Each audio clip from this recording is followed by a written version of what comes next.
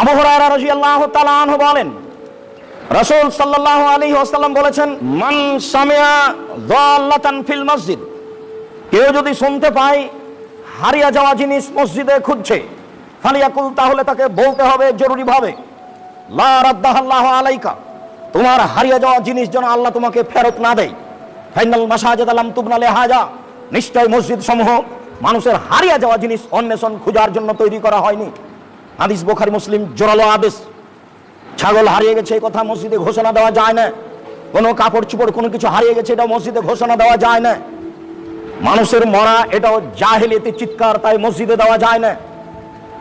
চিৎকার করে ঘোষণা দেওয়া অমুক তার নিজ ভবনে মেডিকেলে রাত 11টার সময় মারা গেছে, মরহুমের জানাজা বিকাল 3টায় হবে, আপনাদেরকে উপস্থিত হওয়ার জন্য অনুরোধ জানানো হচ্ছে, এইটা হচ্ছে জাহেলিয়াতি চিৎকার।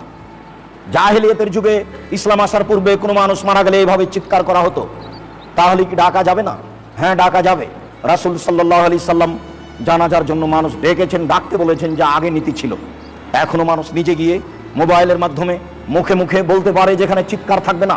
চিৎকার করে জানানোই হচ্ছে জাহেলিয়াতের যুগের নীতি। রাসূল সাল্লাল্লাহু আলাইহি সাল্লাম বললেন, কেউ যদি মসজিদে হারিয়ে যাওয়া জিনিস খুঁজে, তাহলে তোমার জন্য উচিত, এটা জরুরি আদেশ, তাকে আদেশ পালন করতেই হবে। আল্লাহ যেন আপনাকে এই জিনিসটা ফেরত না দেয়। আল্লাহ দিবেন না দিবেন তার ব্যাপার, তবে আপনাকে শুনলে কথা বলতে হবে, এটা আদেশ। এইভাবে আদেশ করেছেন, যে খুঁজছে সে শুনলে তো কষ্ট পাবে, ও তো আর বুঝে না, ওকে এটা খুঁজতেই হবে না, বাইরে দাঁড়িয়ে থাকতে হবে না। রাসূলুল্লাহ সাল্লাল্লাহু আলাইহি সাল্লাম ইয়াবতা ফিল মসজিদ, রাসূল সাল্লাল্লাহু আলাইহি সাল্লাম মসজিদে ক্রয় বিক্রয় নিষেধ করেছেন, তাহলে তা মসজিদের বাইরে হতে হবে, মসজিদের গেটে হতে হবে। মসজিদে ক্রয় বিক্রয় রাসূল সাল্লাল্লাহু আলাইহি সাল্লাম নিষেধ করেছেন। হাকিম ইবনে হিজাম রাদিয়াল্লাহু তাআলা আনহু বলেন, নাহা রাসূলুল্লাহ সাল্লাল্লাহু আলাইহি ইস্তাকাদা ফিল মসজিদ, মসজিদে হদ লাগানো, নির্ধারিত শাস্তি লাগানো মসজিদে নিষেধ। শিক্ষকরা যে ছাত্ররাকে মারে মসজিদে, এটা হদ নয়, এটা হচ্ছে তাজির, সাময়িক সতর্কবাণী, সাময়িক শাস্তি।